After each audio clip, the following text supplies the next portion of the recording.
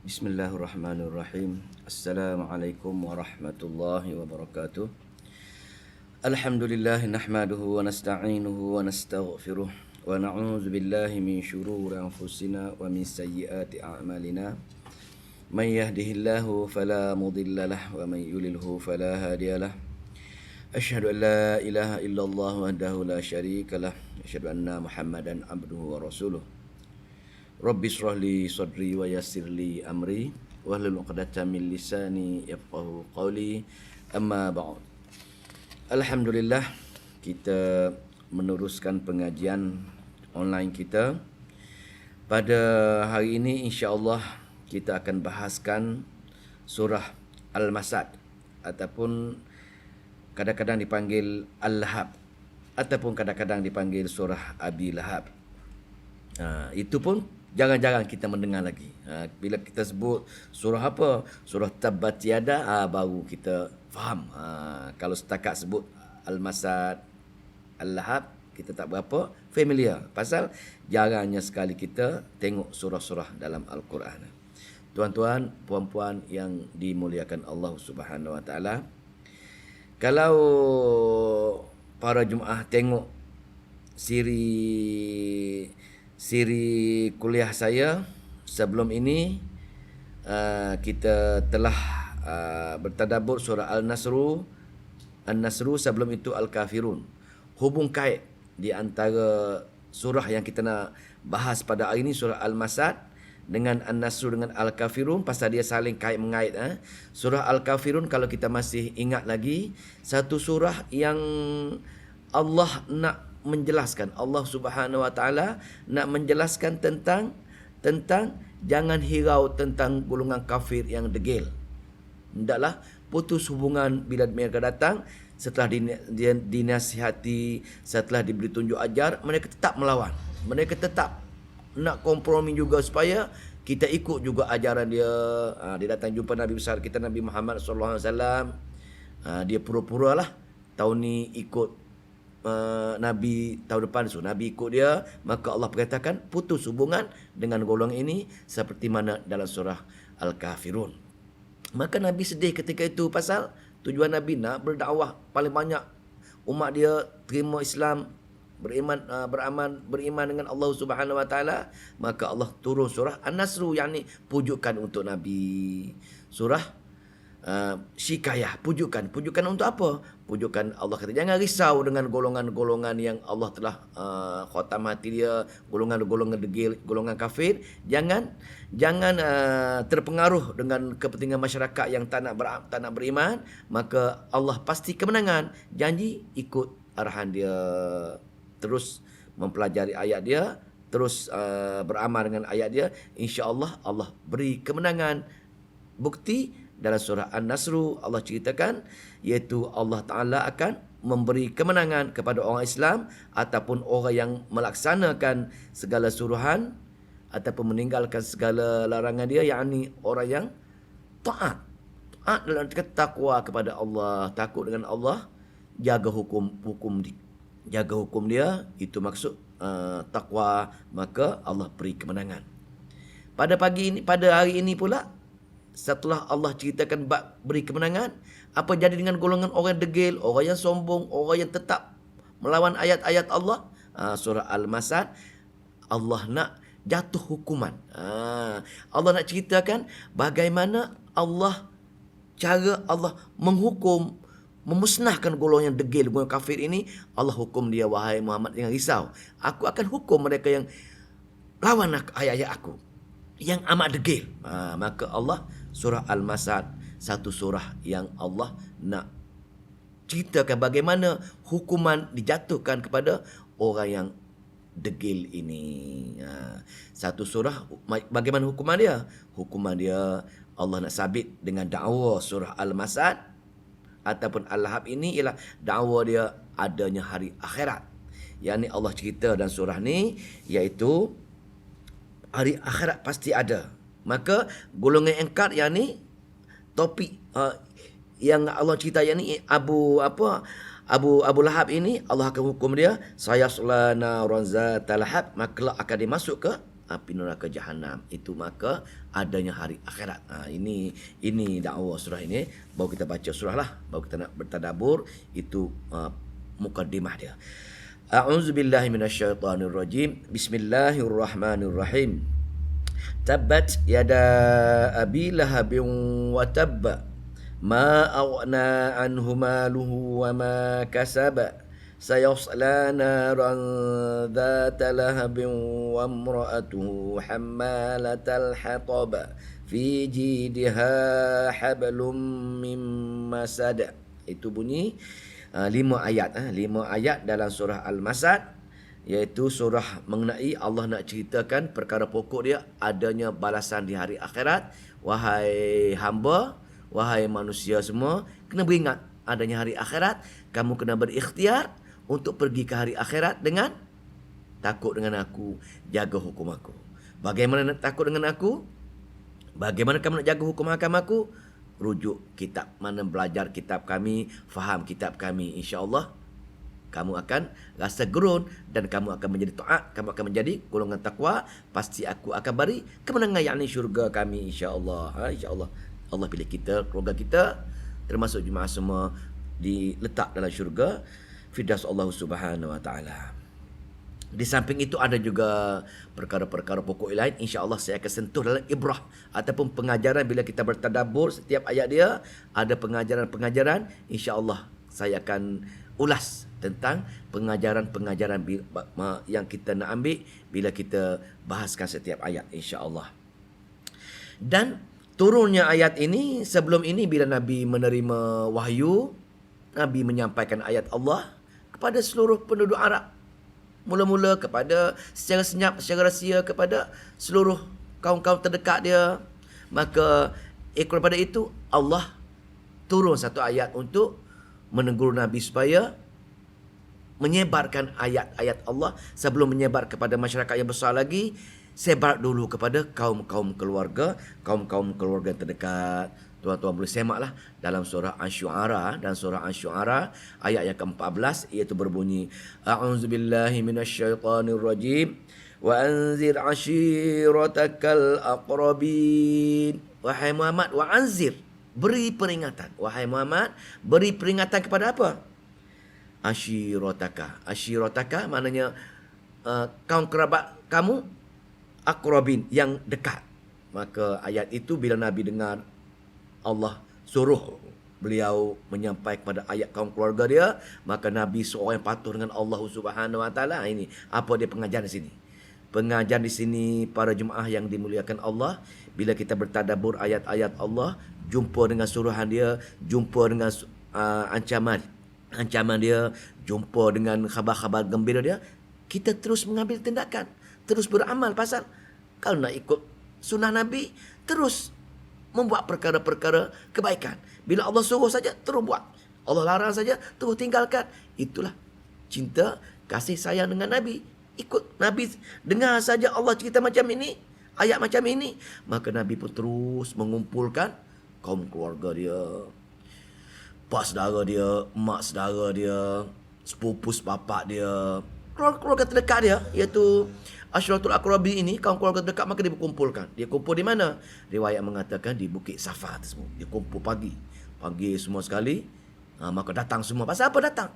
Pasal orang saudara-saudara Nabi ini menghormati Nabi seorang. Sebelum Nabi baca wahyu itu, mereka menggelar Nabi Al-Amin.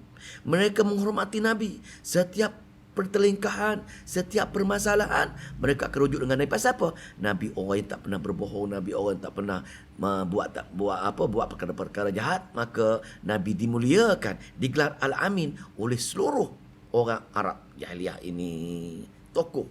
Sebelum Nabi baca ayat-ayat Allah, kadang selepas itu terbalik. Pasal bila Nabi ajar, bercanggah dengan amalan-amalan mereka.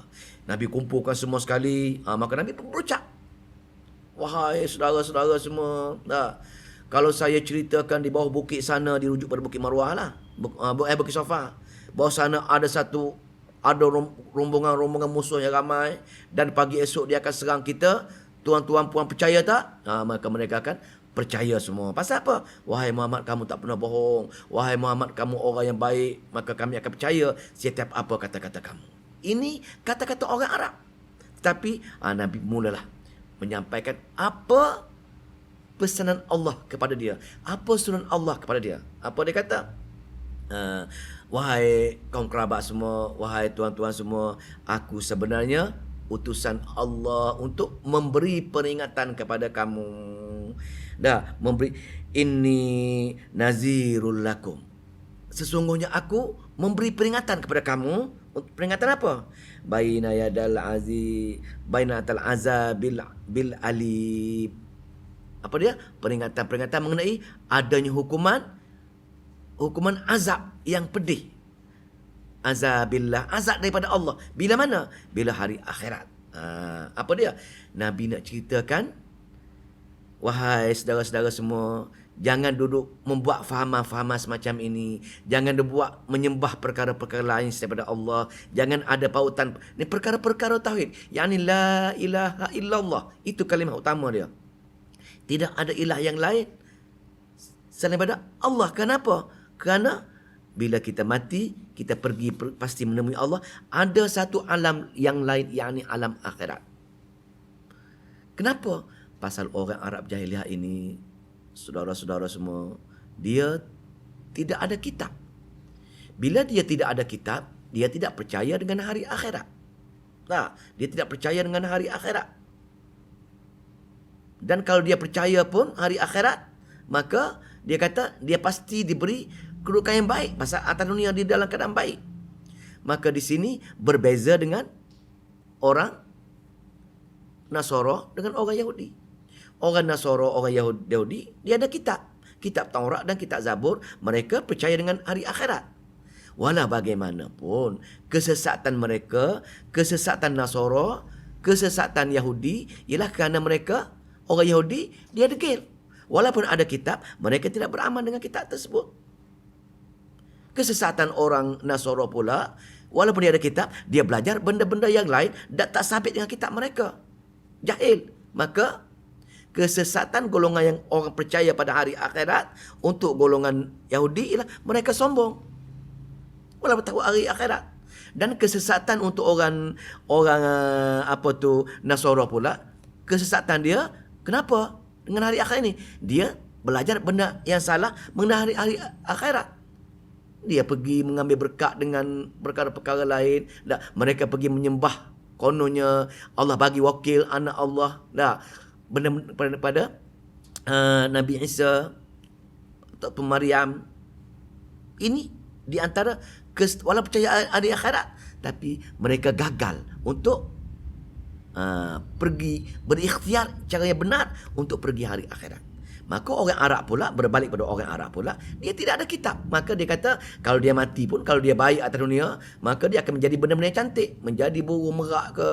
Kalau dia jahat, dia kata menjadi benda-benda yang buruk lah, benda yang kera ke, burung gagak. Itu pemikiran mereka. Walau bagaimana, sebahagian besar mereka mengatakan tidak ada hari akhirat. Jadi Allah suruh Nabi cerita hari akhirat ada. Kalau kamu terus beramal, tidak mentauhidkan Allah, pasti pergi menemui Allah, pasti Allah hukum dengan neraka Jahannam. Ini dia punya intisari dia. Maka dengar perkataan ini, maka saudara-saudara dia, penduduk Arab ini rasa terancam. Pasal dia takut pergi hari akhirat. Pasal dia kata dia buat atas dunia ini setakat dunia saja.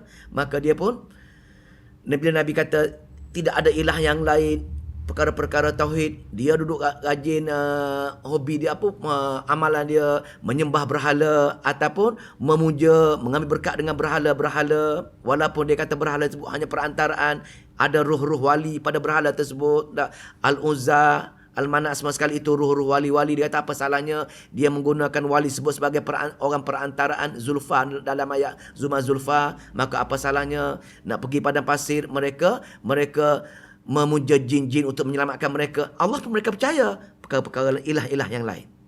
Jadi bila Nabi pesan kepada mereka, tidak ada ilah yang lain. La ilaha illallah. Hanya Allah saja ilah. Pautan hati kecil ke besar ke, hanya Allah. Maka mereka rasa marah. Pasal bercanggah dengan pegangan mereka. Walau bagaimanapun, orang yang berani canggah ketika inilah tokoh yang Allah nak ceritakan dalam surah ini itu Allah nukilkan penjahat. Dalam Al-Quran Allah ini sama ada Allah nukilkan tokoh yang jahat, raja jahat ke Fir'aun ataupun orang jahat ni, Allah nukilkan kisah Abu Lahab ini. Maka Allah nukil kisah dia tak dalam Quran dia golongan orang jahat untuk apa? Untuk kita mengambil iktibar. Begitu juga Allah nukilkan orang yang baik untuk kita mengambil pengajaran daripada dia. Dua perkara. Maka Allah cerita sini. Maka Abu Jahal bangun. Dia marah. Siapa Abu Jahal? Abu Jahal bukan Abu Jahal, Abu Lahab. Bertukar ni. Abu Lahab ini bukan nama dia. Nama dia Abdul Uzza. Siapa Uzza? Uzza mereka namakan berhala. Siapa Uzza? Uzza ini wali Allah. Wali, orang yang alim, orang yang bagus di kalangan mereka. Tapi bila dia mati beratus-ratus tahun, maka mereka membuatlah bentuk patung untuk mengambil berkat dengan Uzza tersebut. Mereka nak pergi mana-mana, mereka minta berkat dengan Uzza ini. Konon supaya Uzza tadi minta dengan Allah, maka mereka selamatkan mereka. Maka mereka mengambil berkat. Maka bapa dia letak nama dia Abdul Uzza, hamba Uzza ini. Itu nama dia sebenarnya. Tapi tak popular lah. Allah tak nukilkan Abdul Uzza pasal apa? Pasal tak boleh, pasal dia mengatakan ada hamba kepada manusia lain. Dalam Al-Quran Allah nukilkan hamba Allah, yakni Abdullah. Maka di sinilah Abu Lahab, maka dia bangun dia marah. Pasal apa dia marah? Kita cerita sikit. Tengok sila-sila dia. Siapa dia Abu Lahab ataupun Abu Uzza ini? Dia ini pak saudara Nabi, anak Abdul Muttalib. Tengok tak? Pak saudara Nabi pun jangan rasa waris ke rapat dengan Nabi ke automatik dia akan dapat kerahmatan, automatik dia akan dapat pengampunan, automatik dapat syurga. Ini pengajaran dia. Walaupun ramai sekarang ini mutakhir ini orang daripada luar-luar negara datang ke sini, dia mengatakan dia waris Nabi, saudara Nabi, maka dia pun jualah perkara-perkara kehebatan dia. Pegangan sini saudara Nabi macam mana pun mereka amat jauh. Abu Lahab pak saudara dia pun Allah cerita dalam Quran tentang Allah nak hukum sekarang ini. Maka ukuran dia ketakwaan sebagai ukuran dia. Maka dia Abdul Uzza bin Abdul Muttalib. Siapa lagi yang kira yang tak beriman? Abu Talib bin Abdul Muttalib. Dua orang tak beriman ni. Dua-dua Abu Talib dengan Abdul Uzza ini, dua-dua tak beriman. Tetapi Abdul Uzza ini bukan setakat tak beriman, dia menyanggahi Islam, dia menyanggahi Nabi pasal dia dilahirkan keluarga yang kaya. Ini Abdul, itu betul Abu Lahab. Abu Lahab ini ialah merah dan cerah, pipi merah, pipi dia kalau berjalan kan cantik, dia cerah, orang yang paling handsome, lawa. Pasal apa? Sebab tu dia gelar Abu Lahab. Pasal apa? Pasal muka dia cerah dan merah, pipi dia merah naik. Sebab tu orang perempuan sekarang ni bila dia make up dia tak merah pipi tu. Pasal dia lawa. Orang yang pipi merah ni lawa. Sebab tu Abu Lahab ni orang yang lawa, maka Allah gelar dia Abu Lahab. Isteri dia Ummu Jamil, orang yang cantik. Ummu Jamil bukan orang gelar. Ummu mana ibu yang cantik, Jamil, ibu yang cantik. Nama dia Arwah binti Hab. Dia adik kepada Abu Sufyan. Sama-sama lawa, sama lelaki handsome, perempuan lawa, dan dua-dua itu menentang, dan dua-dua Allah nukilkan dalam Al-Quran dia supaya kita mengambil pengajaran. Dua saudara Nabi yang menentang. Abu Talib walaupun dia tak beriman tapi dia jaga Islam, dia jaga perjuangan Nabi, maka atas faktor itulah Allah hukum juga dia pasal dia tidak beriman, tapi hukuman dia neraka jahanam yang paling rendah sekali, paling ringan sekali. Apa dia? Hukuman neraka yang paling ringan sekali, yakni Abu Talib. Apa dia, tuan-tuan puan-puan? Bila dia dipakaikan satu capal, satu selipar, maka menggelegak otak dia. Masya Allah, semoga Allah jauhi kita, tuan-tuan puan-puan. Takut dengar setakat pakai selipar, maka panah tersebut, uap panah tersebut naik terus ke membakar, mendidih otak dia. Maka kaki, betis, perut hancurlah pasal otak pun menggelegak. Dahsyatnya neraka jahanam yang Allah ancam untuk golongan yang engkar ayat dia, lawan ayat dia. Maka di sini dua-dua golongan ini. Walau bagaimanapun, ada juga saudara Nabi, pak saudara Nabi yang baik, yang beriman. Siapa dia? Tengok pak saudara, kita bilang pak saudara dia. Hamzah. Hamzah. Dia Sayyidul syahid. Penghulu segala syahid. Dia terus surga, dia ketua segala syahid di surga itu. Dia ketua. Dia di wafat ketika mana? Ketika perang Uhud, dikebumikan di Bukit Uhud lah. Maka dia menjadi itu. Siapa lagi? Al-Abbas. Al-Abbas bin Abdul Muttalib juga. Al-Abbas ini ada seorang anak yang kita belajar minggu lepas, belajar surah apa tu? Surah yang mengenai dia ada ilmu, umur budak 10 tahun tapi dia tafsir Al-Quran. Pasal apa? Dia ahli tafsir yang hebat. Tu Abdullah. Tapi dipanggil Ibnu Abbas lah. Ibnu Abbas, popular dengan nama Ibnu Abbas, anak kepada Abbas. Dia ada anak dua-dua sekali, sahabat Nabi radhiyallahu anhu. Maka hebat lah. Maka ini Ibnu Abbas pun sama ahli syurga semua sekali. Maka berbahagia dua golongan ini. Dan siapa lagi? Bapa Nabi lah. Walau bagaimanapun, riwayat ada yang mengatakan ramai lagi anak-anak Abdul Muttalib, tapi tak sepopular 4 orang ini. Tak sepopular 4 orang ini. Maka itulah sejarah mereka. Bila maka dia orang garang. Dia orang lawak, dia orang kaya, dia orang hebat. Bila orang yang sombong macam ini, dia memenuhi ciri-ciri bangsa Yahudi. Allah bagi anugerah, rupa parah yang cantik, ilmu yang tinggi, malah dia mula tak bersyukur dengan Allah. Dia mula merasakan segala kelebihan itu hak peribadi dia. Maka dia pun mula merasa sombong. Telah berlaku pada Abu Lahab ini. Pasal dia rasa kelebihan segala-galanya, sebab tu dia lawan. Sedangkan dia, riwayat mengatakan seronoknya dia bila Nabi dilahirkan. Amat seronok. Amat seronok bila Nabi dilahirkan. Ada riwayat mengatakan dia membebaskan hamba dia. Dia buat maulud. Walaupun hadis ni hadis mursal. Dia buat maulud. Mengorbankan berapa ekor unta. Banyak sekali. Maka ada juga mengatakan. Ini cerita ni. Ada juga mereka buat hadis-hadis palsu mengatakan Abu Lahab di neraka Jahannam nanti. Pasal dia buat maulud dengan Nabi. Dia buat maulud dengan Nabi. Maka dia dahaga, dia boleh minum air daripada jari dia. Maka bercanggah dengan ayat Al-Quran nanti. Mana-mana hadis yang bercanggah dengan ayat Al-Quran, yang qatik dalil qatik ini, kita kena tolak. Inilah sebahagian orang terima benda tu, maka kita kena tolak. Maka tidak ada no excuse untuk Abu Lahab yang kita akan bertadabbur nanti. Apa Allah laknat dia, InsyaAllah kita akan baca nanti. Maka kita kena tolak segala fahaman-fahaman yang mengatakan Abu Lahab dapat pengampunan Allah dengan cara tak dahaga sangat, dengan cara boleh minum air daripada jari-jari dia. Kena tolak betul. Maka dia bangun, dia marah. Maka dia pasal dia sombong tadi, maka jangan beramal dengan amalan dia ni. Maka dia lawan. Dia kata, wahai Muhammad, kamu ini dia konden, dia marah lah. Walaupun anak saudara dia marah. Pasal apa? Walaupun dahulu dia sayang, tapi bila Nabi kita mula menyebar ayat-ayat Allah, bercanggah dengan fahaman dia, bercanggah dengan akidah pegangan dia, maka dia mula marah. Siapa yang mula ni? Syaitan yang membisikkan dengan dia. Macam kita baca ayat Allah kepada orang kawan-kawan kita, baca hadis kepada kawan-kawan kita yang bercanggah dengan pegangan dia, bercanggah dengan amalan dia, mula dia kutuk, ini fahaman sesat. Berbagai-bagai fahaman dia tomah. Pasal apa? Pasal bercanggah dengan amalan dia. Inilah manusia ini, bila kita cerita benda yang bercanggah dengan amalan turun-temurun dia, malah dia mula-mula lawan kita balik. Ini sifat-sifat yang ada pada Abu Lahab. Kalau kita ada faham macam ni, maka kita menjadi kawan si Abu Lahab. Jangan berkawan dengan orang macam, pasal Allah tegur dia ini. Maka dia lawan, dia kata apa? Dia kata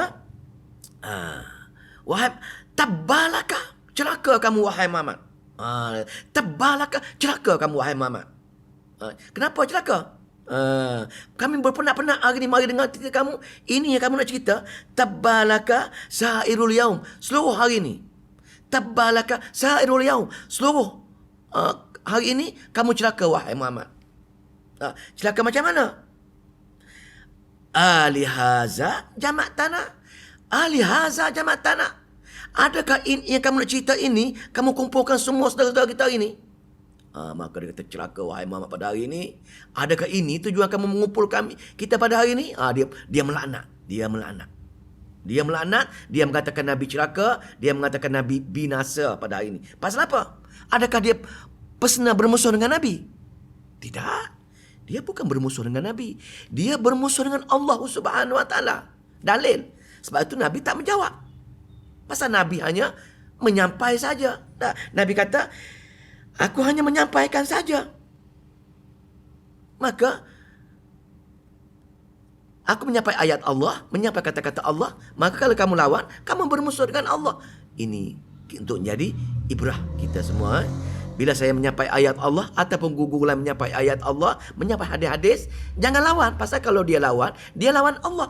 Di sini dia melawan Allah. Maka di sini Allah pun yang jawab. Nabi senyap. Maka Allah pun menjawab persoalan ini. Menjawab persoalan orang yang sombong. Tuan pun kalau nak tuan boleh ikut tuan boleh tengok dalil orang yang sombong ini akan banyak dalam ayat surah banyak Al-Quran kita sempat nak baca, kita tengok kemudian pasal kita nak bertadabbur ayat Allah Subhanahu Wa Taala. Banyak orang sombong maka dia melawan ayat-ayat Allah Subhanahu Wa Taala. Dan maka bila kata macam tu Allah jawab. Ini yang kita nak baca ini. Allah jawab, inilah yang kita nak bahaskan sekarang ini baru masuk kepada tadabbur kita. A'udzubillahi minasyaitonirrajim. Apa dia? Allah jawab. Nabi senyap, Allah jawab. Jawab siapa? Jawab yang tabbalaka. Dia kata kepada Nabi Muhammad tadi, celaka kamu, maka Allah celakakan dia balik. Iaitu tabbat yada abi lahab. Tabbat yada, maka celakalah. Maka binasalah. Yada, dua tangan Abi Lahab. Celaka dua tangan Abi Lahab. Kenapa dua tangan dia? Tafsir sini mengatakan dua tangan itu melambangkan usaha dia, melambang ikhtiar dia, melambangkan amalan-amalan dia. Maka celakalah segala usaha Abu Lahab. Sia-sia, binasalah segala amalan-amalan Abu Lahab. Dia buat maulud zaman dulu ke, dia membebaskan hamba masa Nabi lahir ke, dia suka dengan Nabi ke, sia-sia, celaka semua sekali usaha-usaha dia. Pasal apa? Pasal dia lawan ayat-ayat Allah, dibaca ayat-ayat Allah, maka segala amalan-amalan lama dia terhapus. Takut orang lawan ayat-ayat Allah, khawatiri kita syirik pada Allah Subhanahu Wa Taala. Maka bila syirik dengan Allah, segala amalan segunung amalan pun akan menjadi debu amalan-amalan tersebut. Amalan kosong. Tuan tengok surah Al-Furqan, surah Al-Furqan ayat 23, Allah akan tengok amalan-amalan kita, adakah kita ini syirik kita dengan dia ke, adakah amalan kita ikhlas kita ikhlas dengan dia ke. Maka kalau tidak ikhlas atau syirik dengan dia, segala amalan-amalan menjadi debu. Tuan rujuk surah Al-Furqan ayat 23. Saya tak nak bahaskan ayat itulah. Tengok ni. Maka celaka segala usaha Abu Lahab. Celaka kenapa? Watabba, dan segala diri dia pun binasa juga. Dua kali Allah ulang. Tabat yada Abi Lahabin wa tabba. Celakalah usaha-usaha dia dan celakalah diri dia. Kenapa dua kali ini? Kalau nak faham usaha-usaha celaka, maka celakalah diri dia. Kalau nak faham, kita nak kait dengan dunia lah. Kita nak kait supaya kita lebih faham doa ini. Allah laknat dia, celaka segala usaha, segala ikhtiar, segala amal dia, dan diri dia pun binasa. Pasal apa? Allah akan hukum dia dalam neraka Jahannam. Macam kita dalam suasana hari ni, macam nak ceritanya apa kita punya binasa rugi, kosong. Ayat yang kedua dia kata kosonglah segala amalan dia. Tafsir yang kedua, kosonglah segala amalan, kosonglah segala ikhtiar, kosonglah segala buat baik, kerana diri dia yang telah osak kosong. Itu maksudnya kalau kita musim Covid ini orang berniaga contohnya, tak boleh berniaga, maka perniagaan dia kosong lah. Jual nasi lemak pun tak ada orang beli, jual air pun tak ada orang beli, maka kosong. Maka diri dia pun susah, tak boleh makan, tak boleh minum. Itu maksudnya. Maka usaha dia kosong, diri dia pun kosong. Usaha dia Allah laknat, diri dia pun Allah laknat. Maka tabat yada Abi Lahabin wa tabba. Maka sia-sialah, binasalah amalan dia, usaha dia, ikhtiar dia, maka dan sememangnya celaka diri dia tersebut. Dua kali celaka. 2 kali celaka.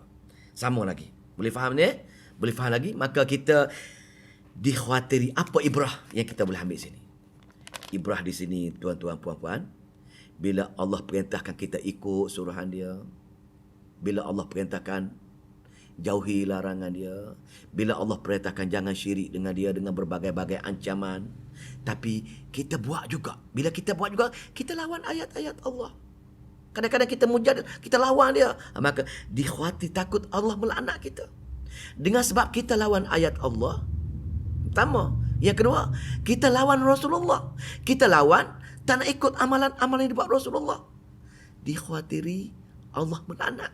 Maka pengajaran, jangan sekali-kali kita lawan Allah. Jangan sekali-kali kita lawan Rasulullah. Jangan sekali-kali kita buat amalan yang Allah tak suka, yang Allah tak redha. Jangan sekali-kali kita pegang dengan akidah yang Allah tak suka, Allah tak redha. Jangan sekali-kali kita beramal dengan amalan-amalan yang tak dibuat oleh Rasulullah. Pasal apa? Dikhawatiri takut Allah melaknat golongan-golongan yang beramal dengan apa yang Nabi tak ajarkan, berpegang dengan akidah yang Allah tak suka, yang Allah tak redha. Kenapa? Lantaran kerana kesombongan kita, sebagaimana golongan orang Yahudi tadi, ataupun lantaran kejahilan kita, sebagaimana golongan Nasara, ataupun sebagaimana golongan munafikin yang ada kepentingan dengan dunia, syok dengan dunia, sanggup meninggalkan surat Allah, sanggup berbuat larangan Allah. Pasal apa?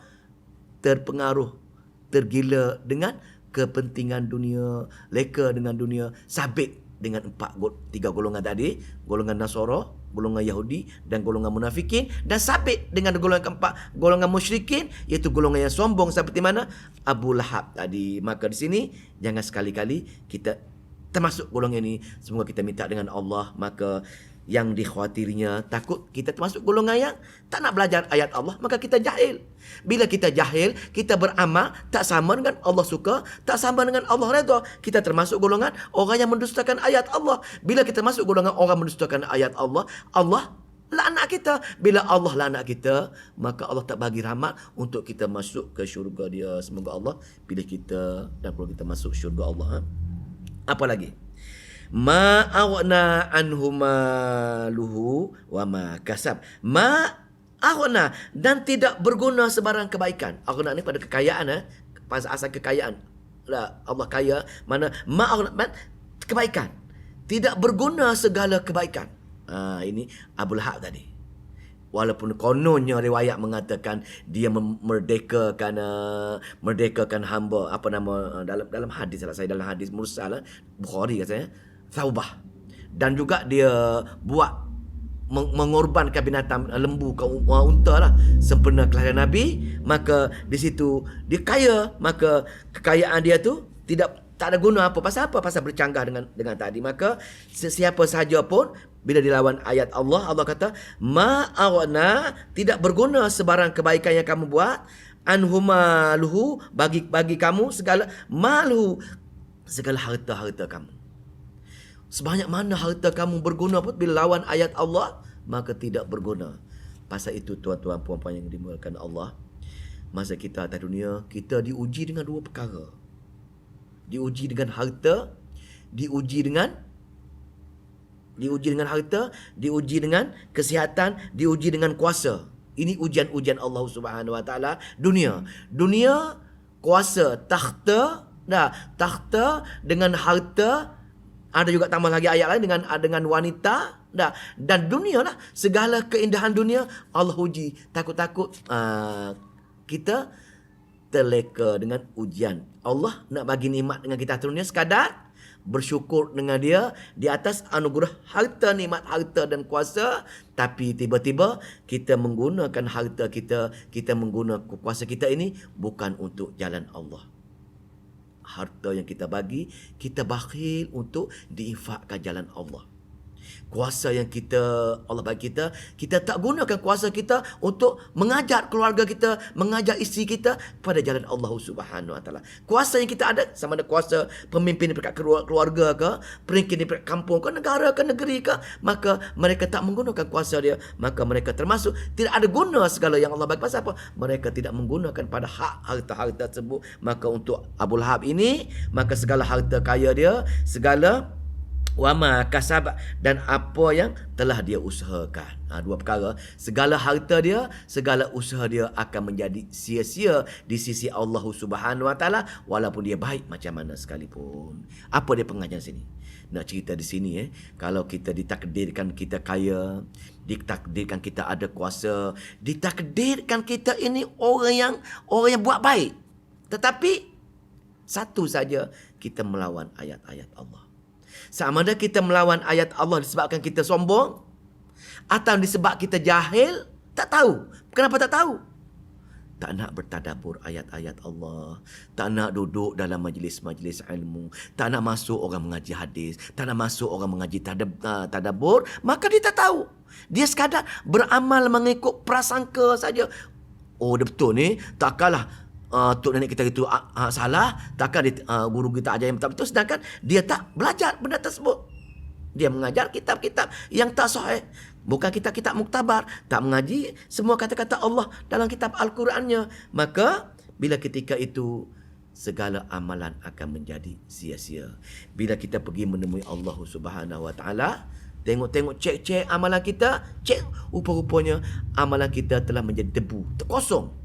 Maka ketika itu menyesalnya kita. Sebab itu bila Allah nak jatuh hukum, Allah akan tanya. Allah akan tanya, tak ada kata dunia dahulu ada nabi-nabi kami mengajar ayat-ayat kami. Alam ya'tikum rusulun minkum yatluna alaikum ayati rabbikum. Tak ada ke atas dunia dulu nabi-nabi kami baca ayat-ayat kami? Ada menjawab ada, tapi kami lalai leka, dikhawatiri orang yang suka menangguh-nangguh pembelajaran, orang yang leka dengan belajar perkara-perkara lain. Walaupun tempoh lockdown, tempoh COVID ini, masa tu ada, tapi dia buat kerja-kerja lain. Tak nak bertadabbur ayat-ayat Allah, tak nak belajar hadis, tak nak baca Al-Quran, tak nak meningkat amalan. Pasal apa?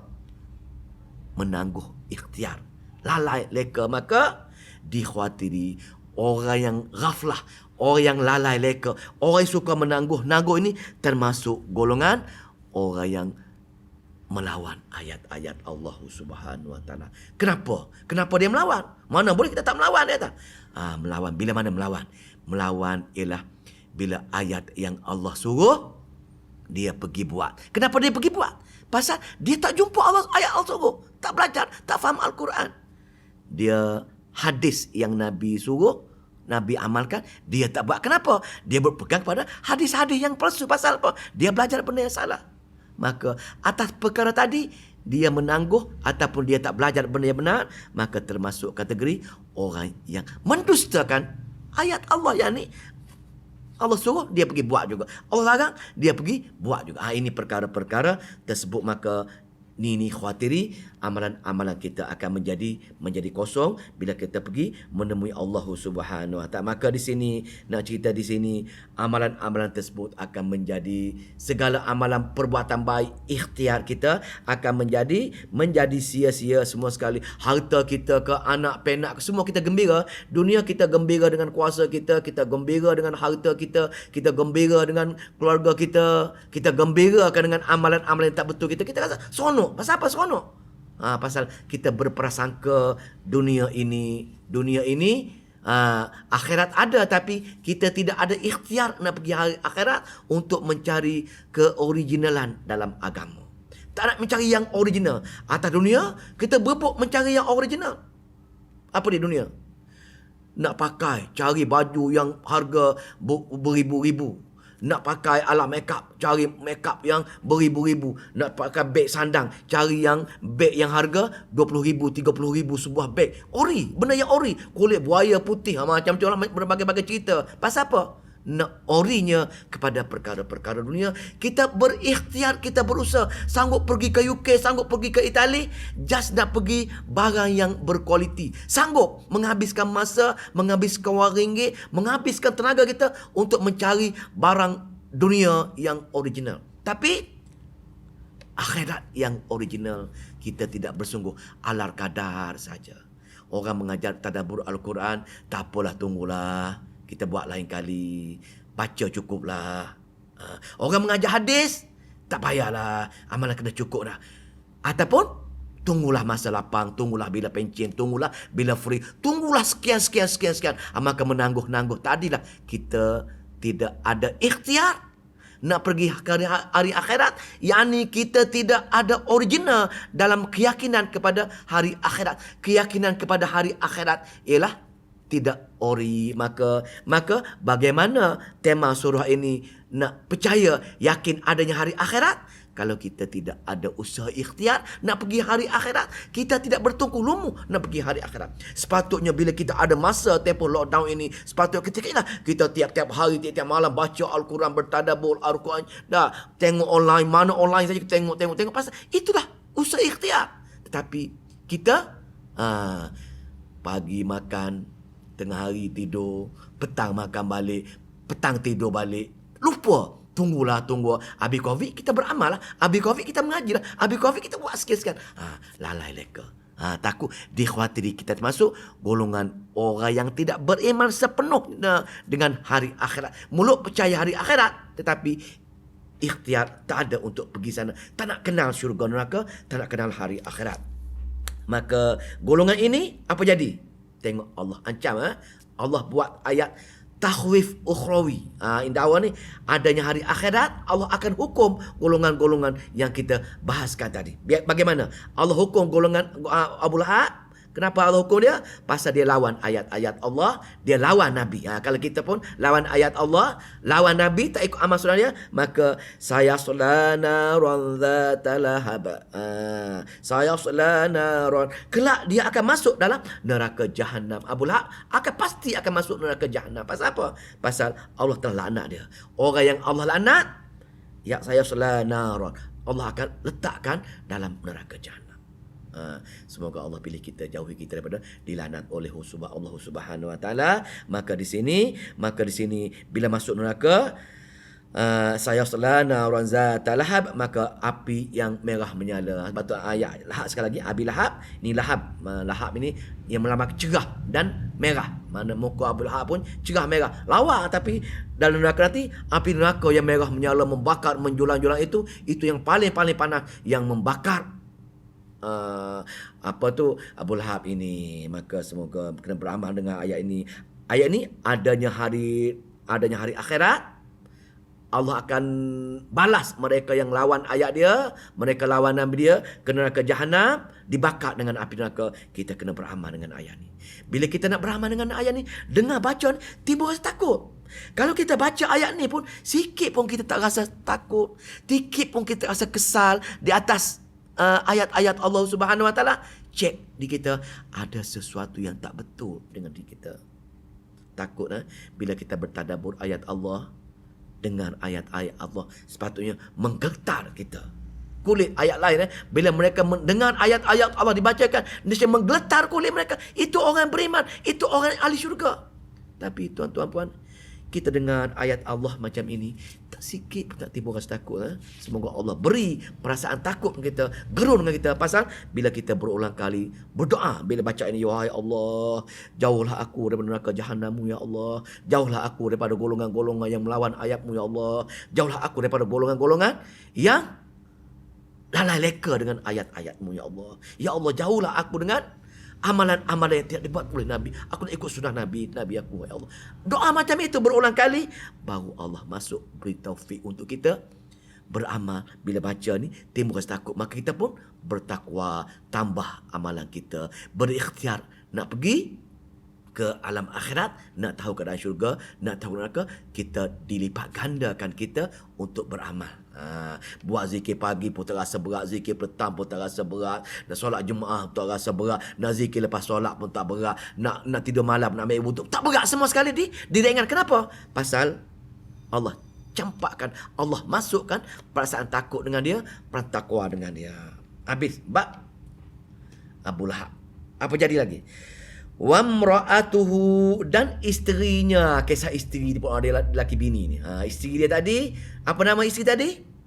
Arwah binti Hab, adik pada Abu Sufyan. Abu Sufyan lah sekali dia beriman, walaupun dulu dia orang yang kuat menentang Nabi, tapi dia beriman. Maka dia menjadi sahabat Nabi. Tapi dia ni, adik dia ini orang yang dipanggil Ummu Jamil kerana kecantikannya.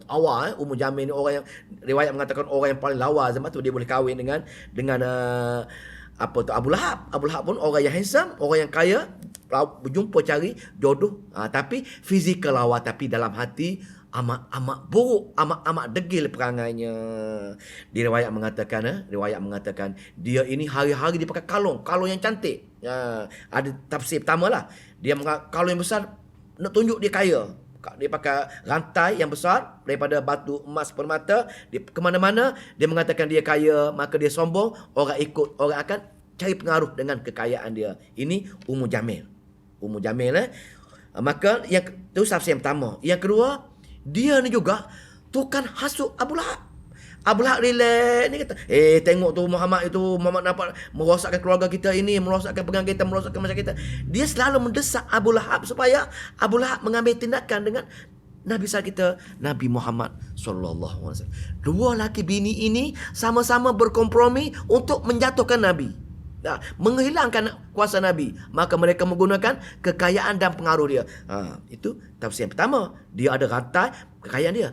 Tafsir yang kedua, dia ini Dia ini bila Nabi nak pergi mengajar Quran mana-mana, nak pergi tabligh, nak menyampaikan wahyu Allah kepada penduduk Arab, maka dia mula cari. Dia sendiri ni. Sepatutnya orang kaya macam dia suruh hamba sahaya dia pergi halang Nabi. Tak ada. Dia pergi sendiri dia pergi mengambil duri-duri, mengambil kayu. Ini tafsir yang kedua. Tafsir yang kedua, dia mengambil duri-duri ke mengambil kayu-kayu hingga kayu tak mampu dibawa. Dia mengikat kayu tersebut dengan leher dia. Ada juga tafsir macam itu.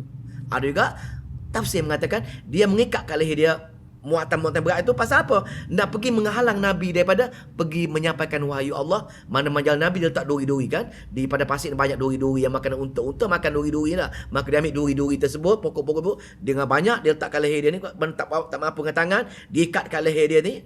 Kelantan panggil kandar, dia kandar lah, dia kandar, dia pikul. Mana satu ikatan lehernya dipikul, dia pergi letak di mana-mana jalan Nabi, maka di situ dia nak menghalang Nabi. Maka dia sama-sama kuat dengan si Abu Lahab, sama-sama bertukar lumus untuk menghalang Nabi menyampaikan ayat-ayat Allah. Ingat ini apa ibrah sini. Ini kita tadabbur. Pengajar di sini tuan-tuan puan, jangan sekali-sekala kita merasa tak senang orang menyampaikan ayat Allah. Jangan sekali-kali kita rasa tak senang dengan orang mengajar hadis-hadis Nabi. Jangan sekali kita melabelkan orang yang mengajar sunnah, orang yang mengajar ayat Allah dengan fahaman-fahaman tertentu. Jangan sekali kita melabelkan. Pasal apa? Itu hak Allah Subhanahu Wa Taala. Nak mengatakan orang itu sesat ke, itu dalam hati dia. Bila kita melabelkan mengatakan dia sesat, maka kita telah mengambil kuasa Allah kat situ. Maka sesat itu akan kembali ke di kita balik kalau orang itu tak sesat. Jangan sekali-kali kita melawan perkara-perkara ini. Maka pasal apa? Pasal ibrah kita boleh ambil di sini. Abu Lahab dan isteri dia, dua-dua ini tak senang bila Nabi nak menyampai ayat-ayat Allah. Tak suka dia menghalang. Maka kita jangan sekali ada rasa marah dengan dalam hati kita. Kita kena betulkan. Kalau ada berkata tak suka, rasa marah, tak boleh. Pasal bila ada perasaan itulah, kita kena cepat-cepat menepis. Wahai Allah, kita istighfar. Takut kita termasuk golongan orang yang melawan ayat-ayat Allah. Kita kena ingat sekali, nak beramal dengan ayat ini, jangan sekali-kali. Itu pertama. Yang kedua, ini lagi teruk ini. Kalau kita tak nak belajar, tak nak berikhtiar mendekati ayat-ayat Allah, takut-takut dikhawatiri kita termasuk golongan ini. Tak nak. Dah tahu ini ayat Allah, ini hadis Nabi, tapi kita lalai leka, suka menaguh. Ini tak menyegerakan buat kebaikan, tak nak menyegerakan mengaji, tak nak mengambil mengaji. Benda ni takut-takut kita termasuk golongan-golongan yang semacam ini. Maka kita kena beramal dengan. Pasal apa? Pasal Allah telah hukum Ummu Jamil dengan Abu Lahab dua-dua masuk neraka jahanam. Apa hukuman? Ini hayat hukuman yang tema kita ini, bagaimana Allah menghukum orang yang lawan ayat Allah. Bentuk hukuman dia supaya kita mengambil pengajaran. Kita dengan acik takut-takut kita menjadi golongan ini, kita beramal dengan dia. Wa amratuhu hammalatal hatab. Hammal, pembawa kayu bakar, pembawa kayu. Itu kata tafsir dua tadi. Pasal di sini tafsir yang pertama yang saya cerita tadi, dia suka makan rantai yang kaya tadi pasal dia orang kaya. Bila orang kaya, dia pergi jumpa dengan orang-orang Arab ketika tu, fitnah. Maka kayu bakar ini seumpama fitnah. Fitnah itu lebih seperti membakar. Itulah bakaran fitnah. Maka kalau kita berpegang pada tafsir yang pertama tadi, kalau kita pegang pada zahir tafsir ayat ini, iaitu hammalatal hatab, maka isteri dia pembawa kayu bakar ini, kayu-kayu, letak kayu-kayu tempat menghalang Nabi nak mengajar itu. Dia bawa kayu-kayu, dia bawa duri-duri bahan bakar tadi. Dia tak, maka dialah kerja dia. Maka dan isteri dia, tugas isteri dia pembawa benda-benda macam ni. Pertama, tugas dia pembawa fitnah sebagai kayu bakar tadi. Dia kaya, rantai tadi. Yang kedua, dia bawa kayu-kayu tadi, kayu-kayu betul. Pasal apa? Nak menghalang Nabi baca ayat-ayat Allah. Apa bentuk hukuman dia? Tugas dia macam ini. Fi jidiha hablum. Fi jidiha, pada lehernya. Leher siapa? Leher Ummu Jamil tadi. Leher dia hablun min masad. Min masad. Terdapat jenis tali daripada masad. Nama ayat ni pintalan-pintalan tali, melambangkan kalau pegang pada tafsir pertama tadi, sebesar rantai-rantai. Cuma rantai atas dunia dahulu dia pakai rantai emas, rantai batu-batu permata. Tapi di sana rantai pintalan daripada api neraka yang membakar leher seluruh badan Ummu Jamil. Ini semoga Allah jaga kita. Maka pada lehernya diikat satu jenis tali yang dipintal, diikat dengan leher dia, diseret ke mana-mana saja dan bila-bila masa saja dan selama-lamanya dalam neraka jahanam. Nak cerita di sininya betapa hinanya Ummu Jamil. Hinanya dia pasal apa? Pasal dia melawan ayat-ayat Allah, dia melawan orang-orang menyebar ayat wahyu Allah. Dia lawan, dia tak suka, maka hukuman nanti dia akan diseret, diikat dalam di leher. Nak cerita di sini tuan-tuan puan-puan, Allah nak hinakan ayat ni. Allah nak hinakan orang yang lawan ayat-ayat Allah untuk kita mengambil pengajaran. Selayak orang yang tak nak belajar ayat-ayat Allah, orang lawan ayat-ayat Allah itu bukan manusia, itu lebih teruk daripada macam binatang. Sebab itu orang yang tak ada ruh Al-Quran dianggap binatang lah. Dianggap binatang. Orang yang tak ada ruh Al-Quran lebih hina lagi daripada binatang. Sebab itu bila kita jatuh hukum kerana kita melawan ayat-ayat Allah. Kenapa? Kerana tak beramal dengan Nabi baca ayat Allah. Mereka lawan, mereka tolak, mereka tak mereka segala suruhan Allah mereka tak buat, segala larangan Allah mereka itu yang mereka buat, pegangan-pegangan yang jauh daripada pegangan tauhid, amalan-amalan mereka buat, amalan-amalan perkara yang bid'ah, amalan-amalan Nabi tak buat, mereka buat perkara ini dalam akidah syirik, amalan bid'ah, dua perkara tadi, dan tak nak mengaji, tak nak beramal dengan ayat Allah pula. Maka bila Allah jatuh hukum nanti Allah akan ikat dengan rantai-rantai, dan rantai dalam surah Al-Furqan juga 70 hasta rantai diikat, dibelit kepala, bawah kaki, dan ada tafsir juga mengatakan dimasuk bawah dubur itu dihulur ke atas, diikat lagi. Tak boleh buat itu. Dahsyatnya siapa? Orang yang dihukum dengan neraka jahanam. Maka untuk Ummu Jamil setakat diikat dengan leher dia dan diseret ke mana-mana selama-lamanya dalam neraka jahanam. Pasal apa? Pasal dia melawan ayat-ayat Allah Subhanahu Wa Taala. Dia berpakat dengan suami dia, dan dua-dua tersebut dalam surah ini Allah nak ceritakan, Allah nak nukilkan kisah betapa orang yang melawan ayat Allah Allah telah hukum di hari akhirat nanti, sabit dengan adanya hari akhirat, sabit dengan adanya neraka jahanam, keadaan neraka jahanam diikat, disedek selama-lamanya dalam neraka jahanam, maka selama-lamanya berada dalam seksaan yang amat ngeri. Paling makin hari makin pedih dah, azabin alif, makin hari makin pedih, makin hari makin pedih azab Allah di neraka jahanam, amat mengeri bila kita baca. Sebab itu bila Allah suruh Nabi pergi jumpa kaum kerabat dia, cerita bab wahai sahabat semua, wahai keluarga semua, kena ingat bila pegangan kita tak betul buat masa ini, akidah tu, pasal kita mula-mula Islam. Mula-mula Islam sekadar akidah. Amalan kemudian dah. Mula-mula Nabi jumpa dia, suruh pegang akidah. La ilaha illallah.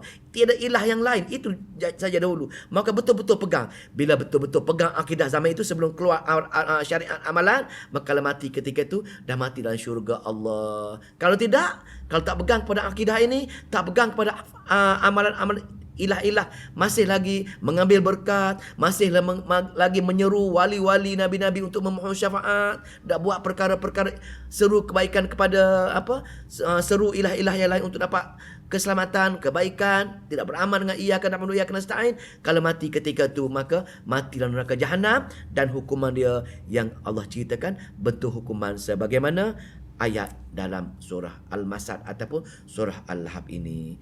Jadi alhamdulillah tuan-tuan puan-puan, bila kita dah bertadabbur, mengambil pengajaran-pengajaran, maka kita beramal dengan ayat ini, insya-Allah semoga Allah pilih kita termasuk golongan orang yang beramal, diberi fahaman untuk beramal dengan ayat, takut tentang hukuman Allah, maka kita pun jaga hukum dia, maknanya menjadi orang yang bertakwa, takut dengan Allah, jaga hukum dia, melipat gandakan amalan-amalan kita untuk pergi ke hari akhirat. Kita yakin adanya hari akhirat, maka kita pun berusaha, berikhtiar dengan lebih untuk pergi ke hari akhirat. Wallahu ta'ala. Allahumma salli wa sallim wa barik ala Muhammad. Allahumma faqina fi din wa alimna ta'wil wahdina ila sawa'i sabil. Allahumma fiqna lima tuhibbu wa tarda waj'al akhiratana khairan min al-ula. Raditu billahi rabbil islami dina wa bi Muhammad nabiyyan wa rasulah. Rabbana atina fid dunya hasanah wa fil akhirati hasanah wa qina azabannar.